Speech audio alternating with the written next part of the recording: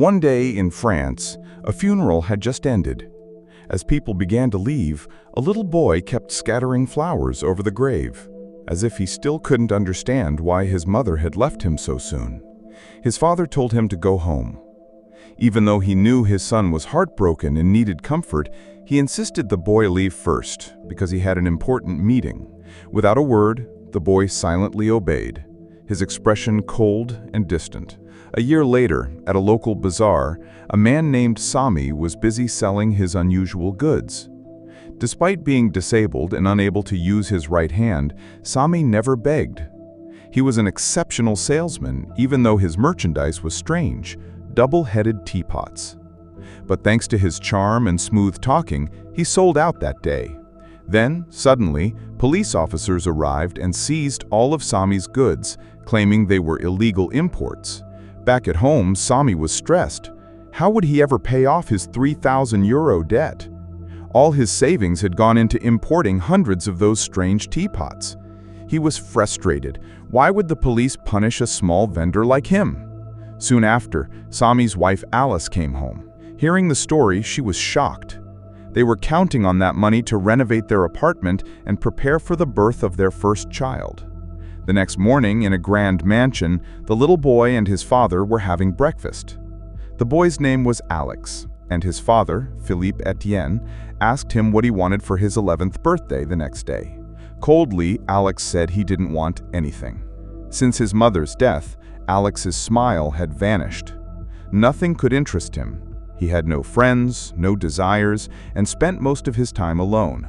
Meanwhile, Sami went to a staffing agency asking if there were jobs for someone with his disability. Scanning the listings, he found one, a mall security guard. Without hesitation, he accepted and started the evening shift that night. The next morning, Alex arrived at the mall with bodyguards and the director.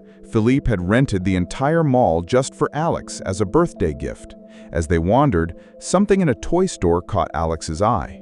Inside, they noticed Sami had dozed off. When he woke and saw the director, he panicked and pretended to work. In the chaos, his pants got stuck, and when the bodyguards tried to help, Sami accidentally sprayed tear gas, creating a comedic scene. Alex, amused, suddenly declared he wanted to buy the security guard. The director was shocked and tried to explain that humans aren't for sale. But when Alex threatened to tell his father, the director reluctantly agreed. He spoke to Sami privately, offering him a day of overtime, accompanying Alex for €1,000. Sami, needing the money, accepted. When they returned to Alex asked Sami to put his toys into a box. Sami protested. "I'm supposed to watch him play, not be put in a box. I'm a person, not a toy." The director explained that when it came to France's richest child, no request could be refused. Sami realized Alex would pay anything as long as he agreed to be boxed. Sami asked for €3,000 to clear his debt. Without hesitation, the director had his staff put Sami in the box. Stepping out, Sami marveled at Alex's room. Doors opened automatically, toys filled the space, and the high-tech decor made it feel like outer space. Then Alex led Sami downstairs. Curious, Sami was thrown down a slide by a bald bodyguard, discovering Alex even had his own private arcade. Amid the amazement, Alex challenged Sami to air hockey. Alex started strong, winning 2-0. But Sami came back, winning 3-2. Frustrated, Alex moved on to another game. When Philippe returned home, the bodyguard showed him the unboxing video of Sami. He immediately ordered it deleted. If the video got out, it could be disastrous. Later, while Sami and Alex played cops and robbers, Philippe invited them to dinner. Despite the lavish setting, Sami was confused by the quiet. Philippe had already started eating without a word of greeting. Sami's first bite brought tears to his eyes. The food was extraordinary. He couldn't understand how Philippe and Alex enjoyed such meals every day, yet the family seemed unhappy. After dessert, Philippe brought out a cake and wished Alex a happy birthday. There were no smiles, no applause. Sami was more confused than ever. After the party, Sami signed a confidentiality agreement and received his pay. When he was leaving, Philippe called him back. he asked him to stay and spend time with Alex, explaining that since his mother's death, Alex had become withdrawn. Nothing seemed to interest him, despite Philippe buying everything imaginable. Though it was unusual to treat a person like a toy, this was the first time Philippe saw Alex genuinely engaged in something. Sami initially refused, saying his job was done. He had agreed to be boxed only to pay off his debt. Otherwise, he would never accept. He was still a person with dignity. But Philippe made an offer. 14,000 euros per week. That night, Sami returned to spend time with Alex. Sami marveled at the holographic technology in Alex's room. Alex was filming a video for his YouTube channel. After uploading it, he floated onto his bed. Sami stared in disbelief at the levitating bed.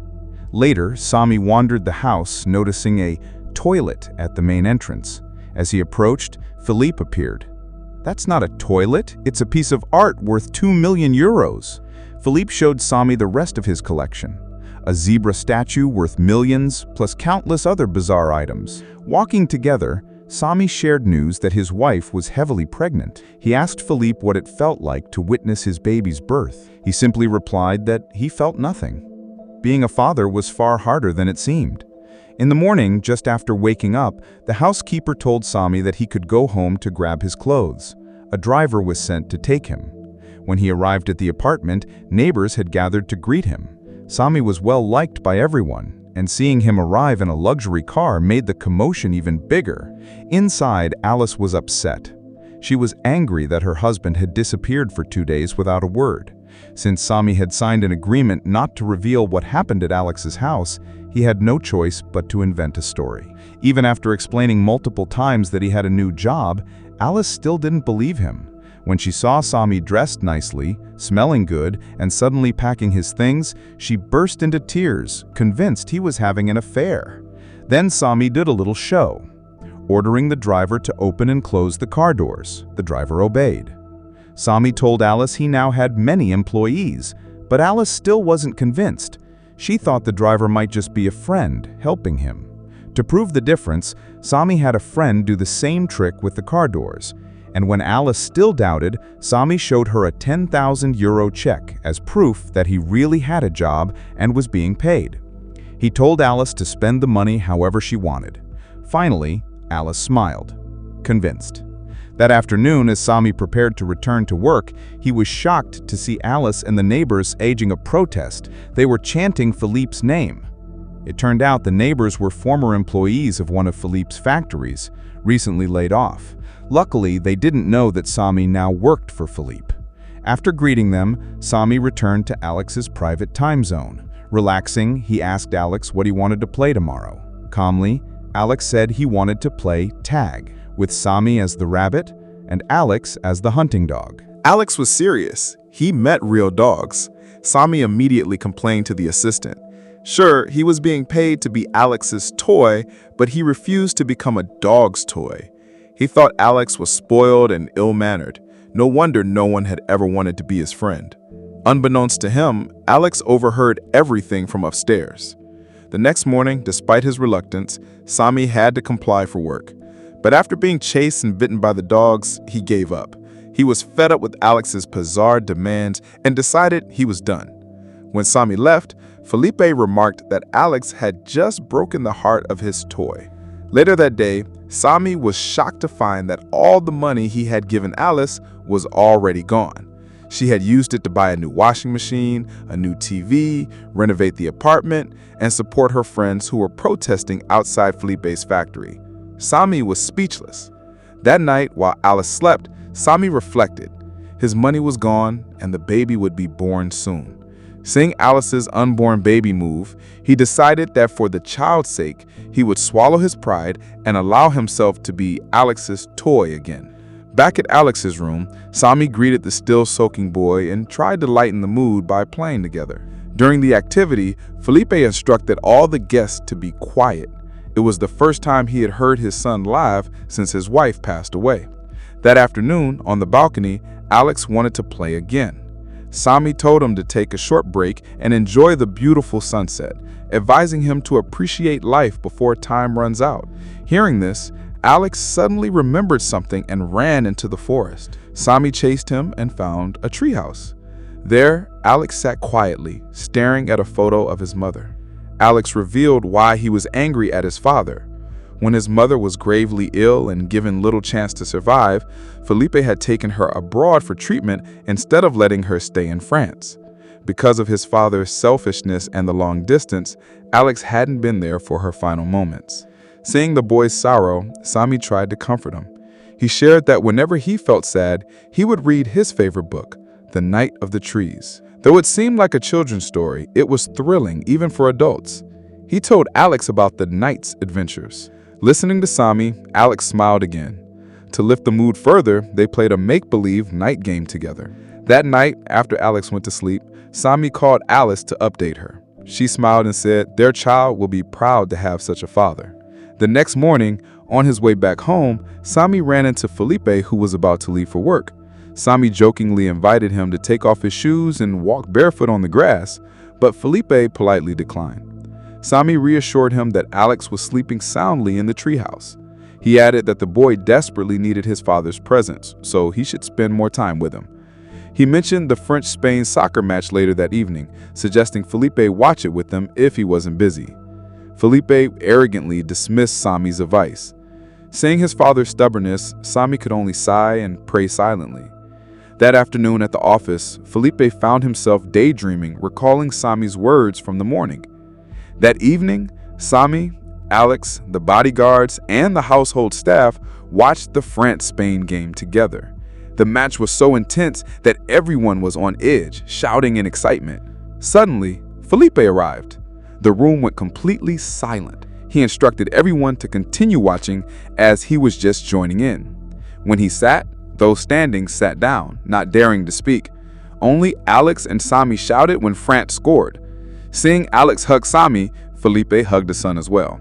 Late at night, unable to sleep, Sami snuck into the kitchen for some bread. On his way back, Felipe caught him. They started chatting casually. Though nervous, Sami commented that Felipe seemed too rigid.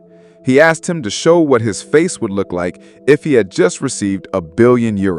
Felipe obliged. Then he asked how he would look if he had just lost €1 billion. Again, Felipe demonstrated. Sami was puzzled. With a luxurious house, hundreds of cars, and thousands of employees, Felipe always wore the same flat expression. People around him couldn't tell whether he was happy, sad, or angry. Even during the soccer match, he had been stiff while hugging his own son. Then, Sami gave him a lesson on how to hug properly. First, a hug isn't just about putting your arms around someone. You have to press your body against theirs. Then, Felipe should take a deep breath and savor the sensation. Following Sami's instructions, Felipe finally felt the difference. Just as they were enjoying the hug, a housekeeper walked in. To avoid misunderstanding, they quickly ended the moment. In the bedroom, Alex woke up from a nightmare and, frightened, climbed into the same bed as Sami. The next morning, while going for a jog, Felipe remembered Sami's advice from the night before. He tried to smile and approached the two gardeners with a friendly face. He greeted one gardener as Paul, but it was the wrong person. His name was Lucien. He asked about Lucien's daughter, but again, wrong. Lucien had a son, and the daughter was Paul's. Feeling awkward, he simply went for his run. After finishing his morning jog, he went to wake his son and saw Alex and Sami sleeping together in the same bed. Felipe felt a pang of jealousy. He had never been that close to his own child in his life. Not long after, Sami woke up and playfully tried the piano that Alex's late mother used to play. Felipe, still feeling jealous, flew into a rage. Without clear reason, he fired Sami on the spot and kicked him out of the house. The bald bodyguard threw Sami out and seemed delighted. He had long been annoyed by Sami's behavior. On the street, Alex followed Sami in his little toy car. He told Sami that if Sami left, he would go too. Despite Sami's protest, Alex insisted on coming along, and Sami had no choice but to take him to his apartment. Meanwhile, when Felipe discovered that Alex had run away, he was furious. How could the bodyguards fail to watch his child? In his anger, he fired the bodyguard on the spot. The bodyguard, disappointed after 10 years of service, left with a face full of resentment. At Sami's apartment, he introduced Alex to his wife, friends, and neighbors. Alex eagerly helped whenever Alice was busy. Since Sami entered his life, the spoiled, entitled boy had begun to show signs of positive change. At the dining table, Sami poured tea from his double-headed teapot. Alex was fascinated. Alice kept asking about Alex's day, but Sami, worried about revealing his job, quickly took Alex outside. Outside, Alex was happier than ever. For the first time, he could play with other kids his age. But while playing, a bully confronted Alex and challenged him. Sami tried to intervene, fearing for Alex's safety, but unexpectedly, Alex defended himself. After handling the bully, Sami and Alex escaped to the rooftop. They enjoyed the sunset together, and somehow, the simple view felt far more beautiful to Alex than the one from his luxurious balcony. During their conversation, Sami gave Alex the book he had told him about earlier, The Night of the Trees, as a birthday gift. Alex was overjoyed. The simple gift felt like the best birthday gift he had ever received. After spending the day together, Sami took Alex home before it got too late. But at the apartment gate, Philippe arrived with his bodyguards, forcibly took Alex into the car, and threatened Sami never to come near his son again. Watching Alex leave, Sami felt sad, but he believed the boy could still be happy, with or without him. As Sami walked back to his apartment, people gave him sneering looks and mocked him about the viral YouTube videos. In the car on the way home, Philippe and Alex's phones kept buzzing. When they checked, they were shocked. All the videos of Sami as Alex's toy had been posted by the bald bodyguard. Within hours, the videos went viral, appearing in the news and parodies everywhere. At the apartment, Alice cried and was furious. She felt betrayed that her husband had been lying all along. She was ashamed that Sami, her husband, had been treated like a toy by a rich man, especially one who had fired all their neighbors. Heartbroken, she asked Sami to leave. She didn't want her child to have a father who lacked dignity and brought shame to the family. At Philippe's house, all the employees watched the massive protest on TV. The residents, especially Sami's neighbors, were enraged. Just because Philippe was rich, he not only fired hundreds of workers, but also treated a human being as a toy for his child. That night at the apartment, Alice felt guilty. In this situation, she should have supported her husband, not driven him away. She realized that Sami was doing all of this to earn money to make her and their baby happy. The next morning, at the treehouse, Philippe called Alex down, telling him they were going on a trip to Japan that afternoon. Alex was silent at first, but after thinking, made one request before agreeing to go. Later, that day, Philippe invited all the demonstrators to the house and announced that Alex had asked him to reverse the company layoffs. As a father, Philippe agreed, and starting tomorrow, all the fired workers could return to their jobs. The demonstrators cheered in joy. In the midst of the celebration, Alice was upset. Everyone seemed to care only about themselves, forgetting Sami. Yesterday, they hated Sami, calling him a traitor for working for Philippe. Now they praised Philippe, but completely ignored Sami. Alice was deeply disappointed. While she was scolding them, she suddenly went into labor. Panic ensued, and she was rushed to the hospital. After fulfilling his son's request, Philippe and Alex set off for Japan. On the way to the airport, Philippe said that when Alex grew up, he would inherit the company. Alex replied that if he had to take over, he didn't want to be like his father. What's the point of having everything, being able to send a mother to the best hospital abroad, but separating her from her child so the child misses the last moments of their mother's life? Hearing Alex's words, Philippe sincerely apologized for failing as a father. In the silence that followed, Alex said that because of his father's selfishness, Sami would likely also be sad and regret missing the birth of his own child. Philippe fell silent, then instructed the driver to turn back toward the hospital. At the treehouse, Philippe's staff shouted for Sami. Philippe had ordered them to pick up Sami and bring him to the hospital immediately. Unknown to anyone, Alex had secretly hidden Sami in his treehouse. Upon learning that his wife was about to give birth, Sami hurried to the hospital. During the delivery, neighbors waited anxiously. Alex thanked his father, and Philippe was moved. It was the first time he had heard his son say thank you. Philippe promised to spend more time with Alex from now on. Soon after, Sami emerged from the delivery room beaming. He shouted that it was a girl, and everyone cheered. In the maternity room, Sami gazed at his newborn daughter, deeply moved. He allowed Alex to hold the baby, and seeing Alex's joy, Philippe felt happiness as well. After everything was settled, before heading to the airport, Philippe took his son for a walk to enjoy the beautiful evening in the hospital garden. They sat on a bench. Philippe removed his shoes and asked Alex to do the same. He said, "Sami says walking barefoot on the grass feels ticklish and fun." They enjoyed the simple pleasure together. While walking, Alex made another request. He wanted to start a new company with Sami, a factory for double-headed teapots. Laughing, Philippe agreed.